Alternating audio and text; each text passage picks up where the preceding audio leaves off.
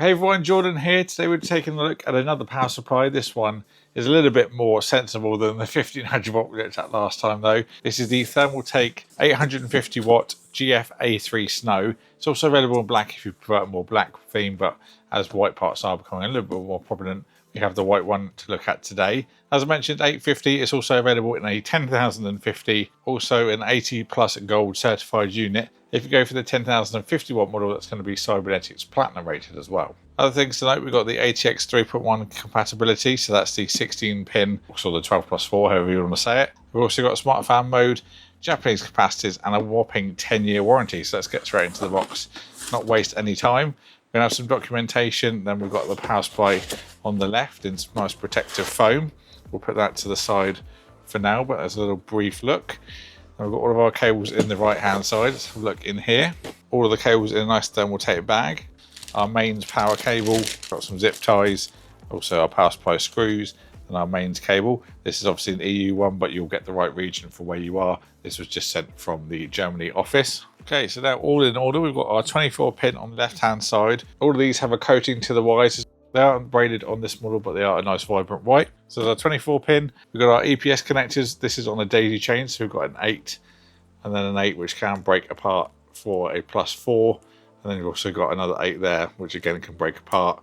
So you can do whichever ones you wish if you've got an 8 plus a 4 on your board. Our 16 pin or a 12 plus 4 is split into 2 lanes of 6. And then we've also got the 4 on an additional cable.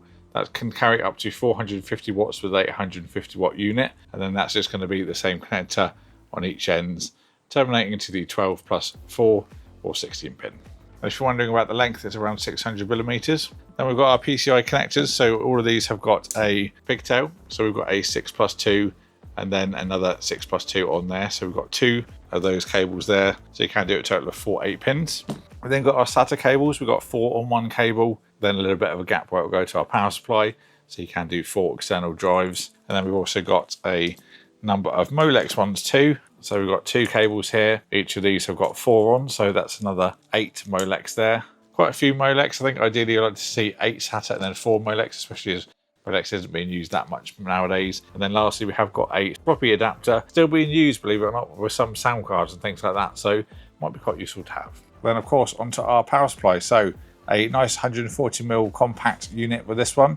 We've got the branding that will be the right side up no matter which way you place it in your system. If you're wondering about the rails, there's the information you can pause and have a quick read. So on this side we've got the smart fan mode switch. This will keep the fan off under 30% load, so nice way to keep your system nice and quiet when you're not doing anything intensive. Information bit just to peel off before we put our power in, and of course our power switch. Then on the business end, we've got our CPU, EPS connectors, and also our 6 plus 2 PCIEs on the first 3 there. 24 pin at the bottom, our peripheral and SATA on the right hand side. Then in the middle, we've got the connector for the 12 watt high power, 2x6, 16 pin, 12 plus 4, whichever you want to call it. Then going back to the fan, this is a 120mm white fluid bearing fan. And finally, we've got a little peel to reveal a nice matte and chrome ThermalTake logo. So last little thing is price for the 850. This is going to be $129.99 at the time of filming, which I think is fairly reasonable for an ATX 3.1 all white unit and gold certification as well. Don't forget the cybernetics if you do go for a 1050, which you might do, especially if you want a little bit of headroom for the 0 RPM fan mode, if you are using some more beefy parts in your system. If you'd like to see a build with this, then do let me know. We can get that sorted. If there's any specific parts you'd like to see as well, then do tell me down in the comments box below. I'll do my best to sort that out. Anything else you'd like to know that I haven't covered, leave it in the comment. I'll get back to you as soon as I can. Thanks for being in the description.